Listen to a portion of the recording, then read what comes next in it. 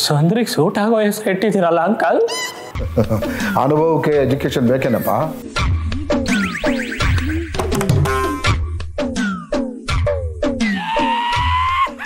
Thanks.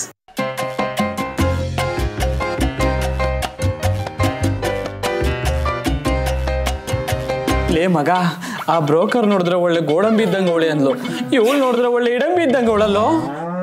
ಬುದ್ಧಿವಂತರ ಯಾರು ಇವಳು ಒಪ್ಕೊಳ್ಳಲ್ಲ ಮಗ. ಹುಡುಗಿ ಓಕೆ, ನನಗಿಷ್ಟ ಆದ್ಲು.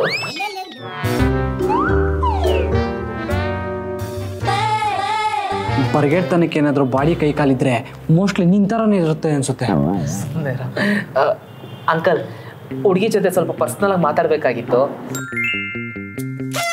ಗೌರ್ಮೆಂಟ್ ಕೆಲಸದವನಾಗಿದ್ರೆ ಮಾತಾಡ್ಸ್ಬೋದಾಗಿತ್ತು.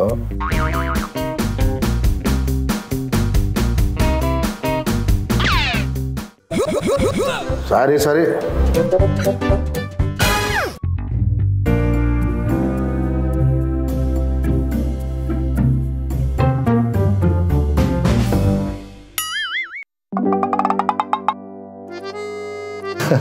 ಅದೇನೋ ಪರ್ಸನಲ್ ಆಗಿ ಮಾತಾಡ್ಬೇಕು ಅಂದಲ್ಲಪ್ಪ, ಮಾತಾಡು.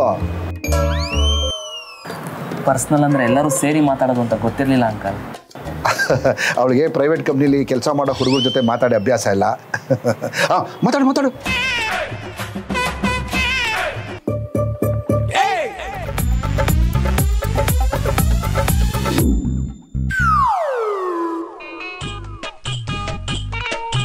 ಮನ್ಸು ಬಿಚ್ಚು ಮಾತಾಡ್ದ.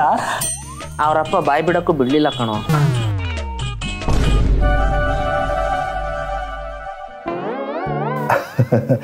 ನೋಡಪ್ಪ, ಕೆಲವು ಔಟ್ ಆಫ್ ಸಿಲೆಬಸ್ ಪ್ರಶ್ನೆಗಳನ್ನ ಕೇಳ್ತೀನಿ, ಬೇಜಾರು ಮಾಡ್ಕೋಬೇಡ. ಸಿಗರೇಟ್ ಸೇದೋ ಅಭ್ಯಾಸ ಏನಾದರೂ ಇದೆಯಾ? ಮಗ, ನಿನ್ನ ಕೃಷ್ಣ ಅವತಾರಗಳನ್ನೆಲ್ಲ ಹೇಳ್ಕೊಂಡು ಕೂತ್ಕೊಂಬೇಡ. ಇದ್ದಿದ್ದಂಗೆ ಹೇಳಿದ್ರೆ ಒಳ್ಳೇದು ಮಗ. ಸೀಕ್ರೆಟ್ ಹೊಡಿತೀನಿ ಅಂಕಲ್. ಯಾವಾಗ? ಆಗಾಗ ಟೆನ್ಷನ್ ಆದಾಗ. ಎಲ್ಲಿ ಹೊಡಿತೀಯ? ಹೊಡಿತಿರ್ತೀನಿ ಅಂಕಲ್. ಯಾವಾಗ? ಆಗಾಗ ಟೆನ್ಷನ್ ಆದಾಗ. ಯಾವಾಗ ಟೆನ್ಷನ್ ಆಗುತ್ತೆ? ಅದೇನು ಅಂಕಲ್, ದಿನಾಲು ಆಗ್ತಾ ಇರುತ್ತೆ. ನೋಡಪ್ಪ, ನಮ್ಮ ಮನೇಲಿರೋ ದೀಪಕ್ಕೆ ಎಣ್ಣೆ ಹಾಕೊಂಡು ಬೇಕೇ ಹೊರತು ಮನೇಲೇ ಕೂತ್ಕೊಂಡು ಎಣ್ಣೆ ಹಾಕೊಂಡು ಬೇಕಾಗಿಲ್ಲ. ನನ್ನ ಮಗನೇ, ಬಡ್ಕಂಡೆ ಇಲ್ಲಿ ಸತ್ಯಹರಿಶನ ಕೊಟ್ರೆ ಸ್ಮಶಾನಕ್ಕೆ ಕಳಿಸ್ತಾರೆ ಹೊರತು ಕಲ್ಯಾಣ ಮಂಟಪಕ್ಕಲ್ಲ ಅಂತ ಅನುಭವಿಸು. ಸರಿ ಅಂಕಲ್, ನಾವಿನ್ನು ಔಟ್ ಬರ್ತೀವಿ. ಹೋಗಪ್ಪ, ಮತ್ತೆ ಬರಬೇಡ.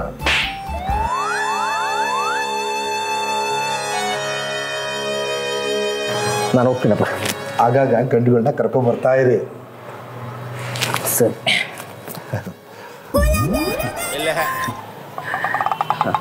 ಅದು ಒಂದನಾರ್ಪಣೆ ಮಾಡೋದು ಮರ್ತ್ಬಿಟ್ಟಿದ್ದೆ.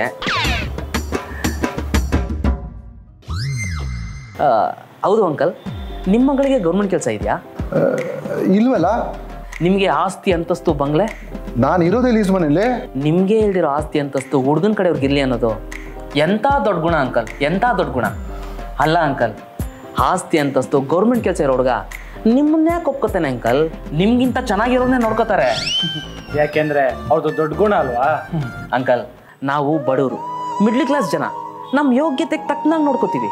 ನೀವಾಗಲ್ಲ, ದೊಡ್ಡವರು. ಬಡವ ಯೋಗ್ಯ ಅಂದ್ರೂ ಬೇಕಾಗಿಲ್ಲ, ಶ್ರೀಮಂತ ಅಯೋಗ್ಯ ಆದ್ರೂ ಪರವಾಗಿಲ್ಲ.